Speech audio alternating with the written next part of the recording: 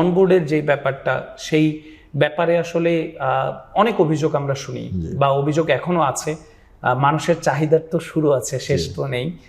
আমি একেবারেই জানতে চাই যে এই অভিযোগগুলো নিরসন কি কখনো ঘটবে বলে আপনি মনে করেন? হ্যাঁ, অনেকটাই কমে গেছে। শুনুন, আমরা এটা দুই স্তরে নেই। আমি আমার জিএমের নেতৃত্বে আমি কয়েকটা মিটিং করছি তাদেরকে নিয়ে, এবং তাদেরকে বলা হয়েছে যে এখন শুধু জরিমানায় না, আমি তো জরিমানাও করি। এই জিনিসটা বলি যে আমার নজরে পড়লেই আমি তাৎক্ষণিক সিসিএমকে বলি তার জরিমানা করে ফেলো। তো দুইভাবে করা হয়। এক হলো ওই কোম্পানির বিরুদ্ধে আমরা পেনাল্টি করি, ফাইন্যান্সিয়াল পেনাল্টি, আর সেকেন্ড ওই লোককে আমরা নিয়ে দিই, এই বাদ দিয়ে দিই, মানে আর রাখবেনই না। আমি কয়েকদিন আগে দুদকের এক অফিসার আমাকে বললো যে এরকম আমার ট্রেনে এই, তাই আমি বললাম তার ছবিটা পাঠান। তার ছবি পাঠালো, কমপ্লেনগুলো আমাকে ওই কিছু স্টিল ফটোগ্রাফ ভিডিও পাঠাই দিল। সিলেটে পৌঁছার পর তাকে আমরা ওখান থেকে নামাই দিলাম, এবং পরে ওই কোম্পানির কাছ থেকে চিঠি নিয়ে আসলাম যে তাকে ওই দিন থেকে চাকরি থেকে রিমুভ করা হয়েছে। মানে আপনি সরাসরি ভাই, এটা নাই।